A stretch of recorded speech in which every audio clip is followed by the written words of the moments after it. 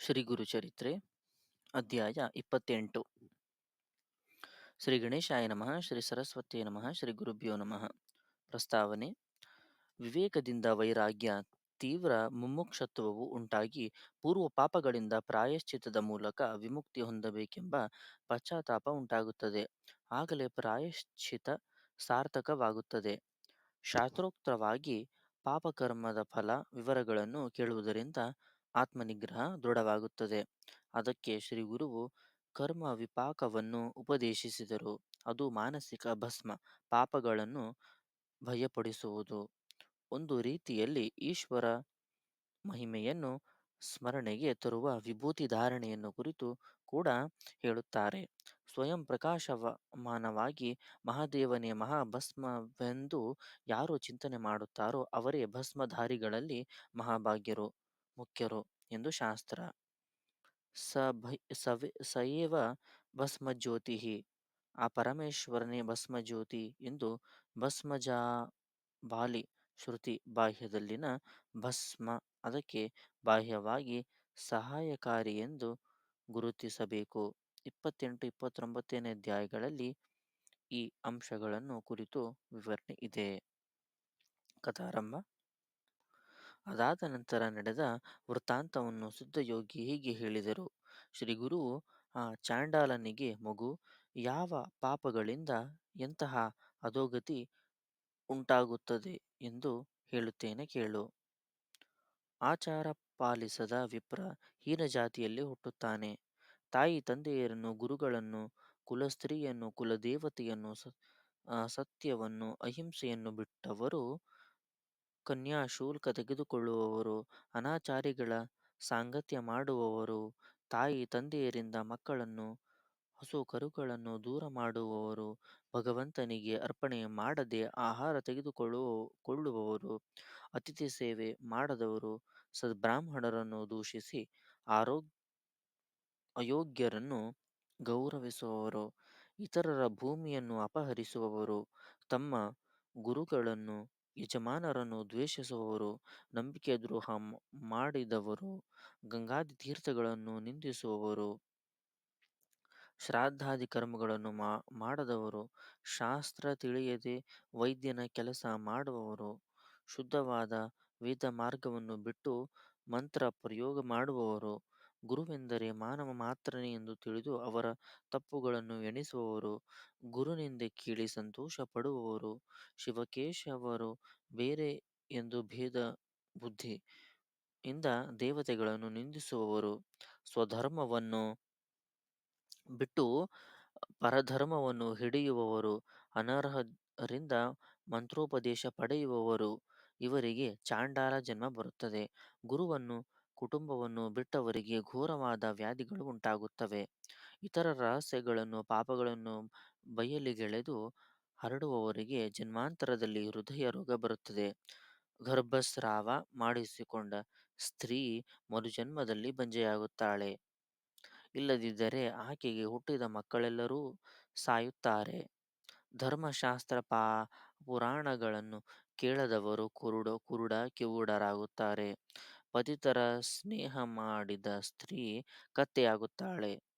ಬ್ರಹ್ಮಹತ್ಯೆಯಿಂದ ಕ್ಷಯರೋಗವು, ಧರ್ಮ ವಿರುದ್ಧವಾದ ರತಿಯಿಂದ ಕುಷ್ಠರೋಗವು, ನಂಬಿಕೆ ದ್ರೋಹದಿಂದ ಅನ್ನದ್ವೇಷ, ಅಜೀರ್ಣಗಳು ಉಂಟಾಗುತ್ತವೆ. ಇತರರ ಸೇವಕರ ಮನಸ್ಸು ಕೆಡಿಸಿ ತಮ್ಮ ಸೇವೆ ಮಾಡಿಸಿಕೊಳ್ಳುವವರಿಗೆ ಸೆರಮನೆ ಪ್ರಾಪ್ತಿಯಾಗುತ್ತದೆ. ಪುಣ್ಯಕರ್ಮವನ್ನು ನಂಬದವರು, ಅಂತಹವರ ಮಾತುಗಳನ್ನು ನಂಬದವರು, ಪ್ರಜಾಹಿತಕರವಾದ ಕೆರೆ, ಬಾವಿ, ತೋಟ, ದಾರಿ, ಯಜ್ಞಗಳನ್ನು ಧ್ವಂಸ ಮಾಡುವವರು, ಏಕಾದಶಿ ಮುಂತಾದ ವ್ರತಗಳಲ್ಲಿ ಹಗಲು ಉಣ್ಣುವವರು, ದಾನ ಕೊಟ್ಟು ಅದನ್ನು ಮತ್ತೆ ಸ್ವೀಕರಿಸುವವರು, ಕೊಟ್ಟ ಮಾತು ತಪ್ಪುವವರು, ಪರಧರ್ಮವನ್ನು ಅನುಷ್ಠಾನ ಮಾಡುವವರು, ತಮ್ಮ ಪುಣ್ಯಗಳನ್ನು ಇತರರ ಪಾಪಗಳನ್ನು ದೊಡ್ಡು ಮಾಡಿ ಹೇಳುವವರು, ಡಾಂಬಿಕ ದುಸ್ಸಂಗಿ, ಯಂತ್ರ ಮಂತ್ರಗಳಿಂದ ಇತರರನ್ನು ಸಾಯಿಸುವವರು, ಕರ್ಮಭ್ರಷ್ಟ ಬೇರೆಯವರಿಗೆ ಸಂತಾಪ ಉಂಟು ಮಾಡುವವರು ಮರಣಿಸಿದ ಮೇಲೆ ಯಮಲೋಕದಲ್ಲಿ ಸೂಕ್ಷ್ಮ ಶರೀರದಲ್ಲಿ ಶಿಕ್ಷೆ ಅನುಭವಿಸಿ ನಂತರ ಚಂಡಾಲ ಯೋನಿಗಳಲ್ಲಿ ಜನ್ಮ ಪಡೆಯುತ್ತಾರೆ. ಇದನ್ನು ಕೇಳಿ ನಾಮಧಾರಕ, ಸ್ವಾಮಿ, ನನಗೊಂದು ಸಂದೇಹವಿದೆ. ಆದರೆ ಕತೆಗೆ ಅಡ್ಡಿ ಉಂಟಾಗಬಹುದೆಂದು ಕೇಳಲು ಹಿಂತೆಗೆಯುತ್ತಿದ್ದೇನೆ ಎಂದ.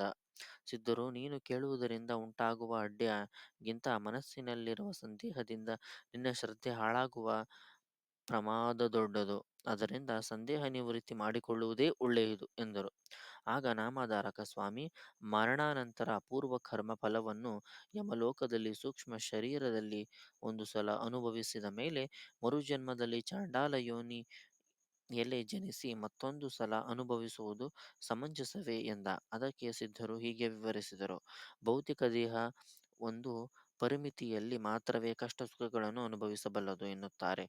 ಭೌತಿಕ ದೇಹದಲ್ಲಿ ಅನುಭವಿಸಲಾಗದಂತಹ ಅಪಾರ ಕರ್ಮದ ಫಲವನ್ನು ಪರಲೋಕದಲ್ಲಿ ಸೂಕ್ಷ್ಮವಾದ ಯಾತನಾ ಶರೀರದಲ್ಲಿ ಜೀವನು ಅನುಭವಿಸುತ್ತಾನೆ. ಭೌತಿಕ ಶರೀರದಲ್ಲಿ ಅನುಭವಿಸಬೇಕಾದಂತಹವನ್ನು ಮತ್ತೆ ಜನ್ಮ ತಳೆದು ಅನುಭವಿಸುತ್ತಾನೆ. ನಾಮಧಾರಕ, ಯಾವ ಪಾಪಗಳಿಂದ ಎಂತಹ ಜನ್ಮ ಬರುತ್ತದೋ ಉದಾಹರಿಸಿ. ನಾಮಧಾರಕ, ಯಾವ ಪಾಪಗಳಿಂದ ಎಂತಹ ಜನ್ಮ ಬರುತ್ತದೋ ಉದಾಹರಿಸಿ ಎಂಬುದಕ್ಕೆ ಸಿದ್ಧರು ಹೀಗೆ ಹೇಳಿದರು. ಏನು ಮಾಡಿದರೆ ಚಾಂಡಾಲ ಜನ್ಮ ಬರುತ್ತದೆಯೋ ಅದನ್ನು ಸ್ವಲ್ಪ ಹೇಳಿದೆ. ಅಷ್ಟೇ ಅಲ್ಲದೆ ಕ್ರೋಧ, ಶೂದ್ರ ಸ್ತ್ರೀಯಲ್ಲಿ ಕಾಮಾಸಕ್ತಿ, ಎತ್ತು ಏರುವುದು, ಶುಂಠಿ ಎಲೆಗಳು ಮುಂತಾದ ರಸವಸ್ತುಗಳನ್ನು ವೇದಗಳನ್ನು ಮಾರಾಟ ಮಾಡುವುದು, ಭಗವದರ್ಪಿತವಾದ ಹಸುವಿನ ಹಾಲು ಕುಡಿಯುವುದು, ನಿಷಿದ್ಧಾನ್ನ, ದುರ್ಮಾರ್ಗಿಗಳಿಂದ ದಾನ ಸ್ವೀಕಾರ, ಇತರರ ಜೀವನಾಧಾರವನ್ನಪಹರಿಸುವುದು, ಸಂಧ್ಯಾಕಾಲದಲ್ಲಿ ನಿದ್ರೆ ಮಾಡುವುದು, ಬ್ರಾಹ್ಮಣನಿಗಾದರೂ ಮರುಜನ್ಮದಲ್ಲಿ ಚಂಡಾಲತ್ವ ಕೊಡುತ್ತವೆ. ಯಮಲೋಕದಲ್ಲಿ ಅನುಭವಿಸುವ ಶಿಕ್ಷೆಗಳು 8,40,00,000. ಇದರಲ್ಲಿ ಮುಖ್ಯವಾದದ್ದು 21. ಪಾಪಿ ಮರಣಿಸಿದ ತಕ್ಷಣವೇ ಯಮಭಟರು ಅವನ ಪ್ರಾಣಗಳನ್ನು ಯಾತನಾ ಶರೀರದಲ್ಲಿ ಬಂಧಿಸಿ ಕಾಲಿಡಲು ಸಾಧ್ಯವಾಗದಂತಹ ಭಯಂಕರ ದಾರಿಯಲ್ಲಿ ಕರೆದುಕೊಂಡು ಹೋಗುತ್ತಾರೆ. ಅವನು ಹಸಿವು ಬಾಯಾರಿಕೆಗಳಿಂದ ನಡೆಯಲಾರದೆ ನಡೆಯುತ್ತಿದ್ದರೆ ಯಮಭಟರು ಅವನನ್ನು ಭಯಪಡಿಸುತ್ತಾರೆ. ಅವನು ಮೂರ್ಛೆ ಹೋದರೆ ಅವನನ್ನೆಬ್ಬಿಸಿ ಕೀವು ರಕ್ತ ಪ್ರವಹಿಸುತ್ತಿರುವ ವೈತರಣಿ ನದಿಯಲ್ಲಿ ಮುಳುಗಿಸುತ್ತಾ ಎಳೆದುಕೊಂಡು ಹೋಗುತ್ತಾರೆ. ಹೀಗೆ ಯಮಲೋಕದಲ್ಲಿ ಶಿಕ್ಷೆಯನ್ನು ಅನುಭವಿಸಿದ ಮೇಲೆ ಅವನು ಭೂಮಿಯಲ್ಲಿ ಜನಿಸುತ್ತಾನೆ. ಇಲ್ಲದಿದ್ದರೆ ಇಂದಿನ ವಾಸನಾ ಬಲದಿಂದ ಭೂತವಾಗಿಯೇ ಪ್ರೇತವಾಗಿಯೋ ಶಿಕ್ಷೆಯನ್ನು ಅನುಭವಿಸುತ್ತಾನೆ. ಗುರುದ್ರೋಹಿ, ವಿಪ್ರರನ್ನು ಪರಾಭವಗೊಳಿಸಿದವನು ಬ್ರಹ್ಮರಾಕ್ಷಸನಾಗುತ್ತಾನೆ. ಹೀನರ ಸೇವೆ ಮಾಡಿದವನು ಕತ್ತೆಯಾಗಿ, ಅತಿಥಿಯನ್ನು ಬಿಟ್ಟು ಊಟ ಮಾಡುವವನು ಕೋಳಿಯಾಗಿ, ದ್ರವ್ಯಾಪಹಾರಿ ಒಂಟೆಯಾಗಿ, ಫಲಪತ್ರಾದಿಗಳನ್ನು ಕಳ್ಳತನ ಮಾಡಿದರೆ ಕೋತಿಯಾಗಿ, ಜೇನುತುಪ್ಪ ಕದ್ದರೆ ಪಕ್ಷಿಯಾಗಿ, ಮಾಂಸವನ್ನು ಅಪಹರಿಸಿದರೆ ಹದ್ದಾಗಿ, ಅನ್ನವನ್ನು ಅಪಹರಿಸಿದರೆ ಮಿಡೆಯಾಗಿ, ನೀರನ್ನು ಅಪಹರಿಸಿದರೆ ಚಾತಕ ಪಕ್ಷಿಯಾಗಿ, ಧಾನ್ಯವನ್ನು ಅಪಹರಿಸಿದರೆ ಮಿಡತೆಯಾಗಿ, ವಿಷವನ್ನಪಹರಿಸಿದರೆ ಚೇಳಾಗಿಯೂ ಜನ್ಮ ಪಡೆಯುತ್ತಾರೆ. ಸ್ವರ್ಣಾಪಹಾರಿ ಕ್ರಿಮಿ ಕೀಟಗಳಾಗಿಯೂ ಪಕ್ಷಿಯಾಗಿಯೂ ಹುಟ್ಟುತ್ತಾನೆ. ಹುಲ್ಲು ಕದ್ದರೆ ಪಶುವಾಗಿ, ಮಂತ್ರರಹಿತವಾಗಿ ಊಟ ಮಾಡಿದರೆ ಕಾಗೆಯಾಗಿ, ಮಿತ್ರದ್ರೋಹಿ ಹದ್ದಾಗಿ ಜನಿಸುತ್ತಾರೆ. ಬ್ರಹ್ಮಹಂತಕ ಕ್ಷಯರೋಗಿಯಾಗಿ, ಗ್ರಂಥಚೋರ ಕುರುಡನಾಗಿ, ಸಮಾಜದ ಹಣವನ್ನು ಕದಿಯುವವನು ಜೀವಕ್ಕೆ ಗಂಡಾಂತರವಿರುವ ರೋಗಿಯಾಗಿ, ಪರದ್ರವ್ಯಾಪಹಾರಿ ಸಂತಾನಹೀನನಾಗಿ, ವಸ್ತ್ರಚೋರ ರೋಗಿಯಾಗುತ್ತಾರೆ. ಅಸತ್ಯವಾದಿ, ಆಹಾರ ಕದಿಯುವವರು ಗುಲ್ಮ ರೋಗಿಗಳಾಗುತ್ತಾರೆ. ಎಣ್ಣೆ ಅಪಹರಿಸಿದರೆ ಸುಖ ರೋಗಗಳು, ವಿಶ್ವಾಸಘಾತಕನಿಗೆ ವಾಂತಿಗಳು, ದೇವಧನವನ್ನಪಹರಿಸಿದವನಿಗೆ ಪಾಂಡುರೋಗವು ಬರುತ್ತದೆ. ರೋಗಗಳೆಲ್ಲವೂ ಪಾಪಗಳೇ. ಪರಸ್ತ್ರೀ ಗಮನದಿಂದ 100 ಜನ್ಮಗಳು ನಾಯಿಯಾಗಿ ಹುಟ್ಟುತ್ತಾನೆ. ಪರಸ್ತ್ರೀ ಗರ್ಭದರ್ಶನದಿಂದ ಕುರುಡು, ಬಂಧು ಭಾರ್ಯ ಗಮನದಿಂದ ಕತ್ತೆ ಹಾವು ಜನ್ಮಗಳು, ಪರಸ್ತ್ರೀ ಆಲಿಂಗನದಿಂದ ಹೃದಯ ರೋಗವು ಬರುತ್ತದೆ. ನಾಮಧಾರಕ ಶ್ರದ್ಧೆಯಿಂದ ಕೇಳಿ, ಸ್ವಾಮಿ, ಇದು ತಿಳಿದೋ ತಿಳಿಯೋದು ಪಾಪ ಮಾಡಿದರೆ ಅವನು ತಿಳಿದುಕೊಳ್ಳುವ ಉಪಾಯವೇ ಇಲ್ಲವೇ ಎಂದು ಕೇಳಿದ. ಅದಕ್ಕೆ ಸಿದ್ಧರು, ತ್ರಿವಿಕ್ರಮ ಭಾರತಿಗೂ ಇದೇ ಸಂದೇಹವೇ ಉಂಟಾಗಿತ್ತು. ಆತ ಕೇಳಿದಾಗ ಶ್ರೀ ಗುರುವು ಹೀಗೆ ಹೇಳಿದರು: ಮಗು, ನಿಜವಾಗಿಯೂ ಪಶ್ಚಾತ್ತಾಪವೇ ಎಲ್ಲದಕ್ಕೂ ಮೊದಲ ಮೆಟ್ಟಿಲು. ಅದನಂತರ ಹಿಂದೆ ತಾನು ಮಾಡಿದ ಪಾಪಕ್ಕೆ ಪ್ರಾಯಶ್ಚಿತ್ತ ಮಾಡಿಕೊಂಡು ತಪ್ಪನ್ನು ಸಭೆಯಲ್ಲಿ ಒಪ್ಪಿಕೊಂಡು ಸಭೆ ವಿಧಿಸಿದ ಶಿಕ್ಷೆಯನ್ನು ಅನುಭವಿಸಬೇಕು. ಸರಿಯಾದ ಕೃಚ್ಛಾದಿ ವ್ರತಗಳನ್ನಾಚರಿಸಿದರೆ ಪಾಪನಾಶವಾಗುತ್ತದೆ. ಹಾಗೆ ಮಾಡಲು ಶಕ್ತಿ ಇಲ್ಲದಿದ್ದರೆ ಗೋದಾನದಿಂದಾಗಲಿ ಇಲ್ಲವೇ ಗೋವಿನ ಬೆಲೆಯನ್ನು ದಾನ ಮಾಡುವುದರಿಂದಾಗಲಿ ಪಾಪ ಕಳೆಯುತ್ತದೆ. ದಶಸ್ನಾನಗಳು, 200 ಪ್ರಾಣಾಯಾಮಗಳು, ಸುವರ್ಣ ದಾನಗಳಿಂದ ಸ್ವಲ್ಪ ಪಾಪ ಕಳೆಯುತ್ತದೆ. ಸದ್ಗುರು ಸೇವೆಯಿಂದ ಮಾತ್ರವೇ ಮಹಾಪಾಪಗಳು ಕೂಡ ಮಾಯವಾಗುತ್ತವೆ.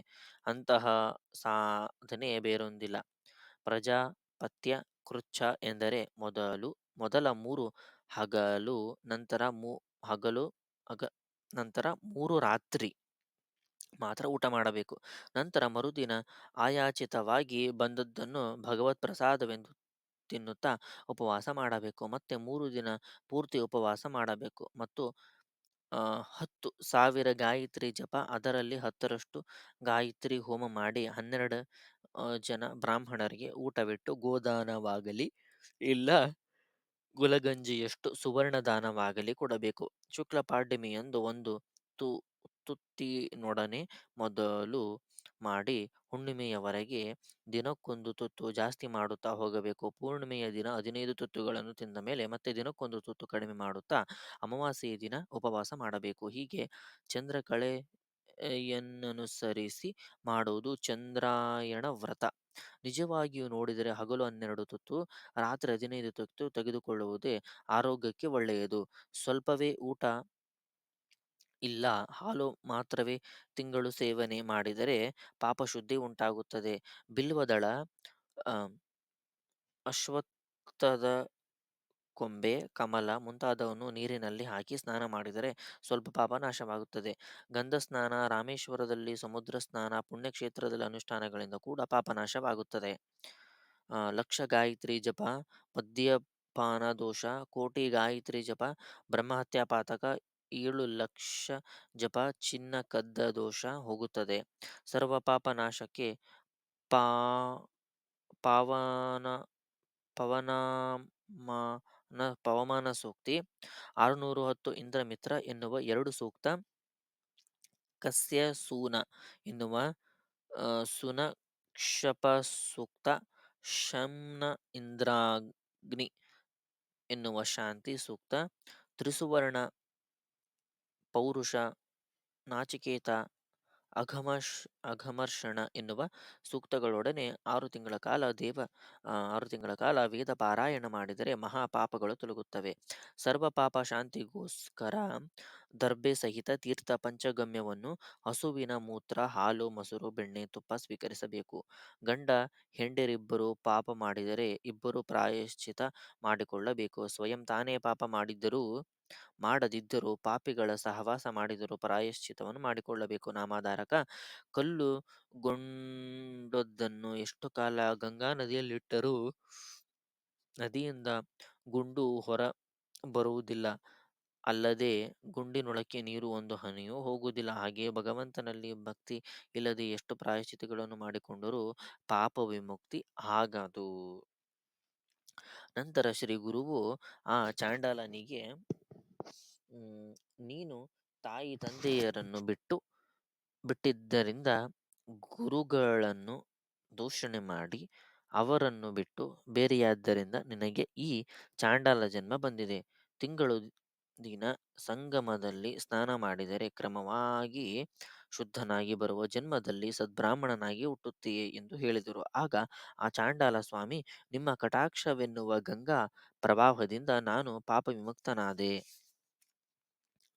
ಮಾನಸ ಸರೋವರದಲ್ಲಿ ಮುಳುಗಿ ಕಾಗಿ ಹಂಸವಾಗಿ, ಹಾಗೆ ಪರಶುವೇದಿಯನ್ನು ಮುಟ್ಟಿದ ಕಬ್ಬಿಣ, ಚಿನ್ನ ವಾದ ಹಾಗೆ ನಿಮ್ಮ ದರ್ಶನದಿಂದ ಪವಿತ್ರನಾದ ನನಗೆ ಇವೆಲ್ಲ ಏಕೆ?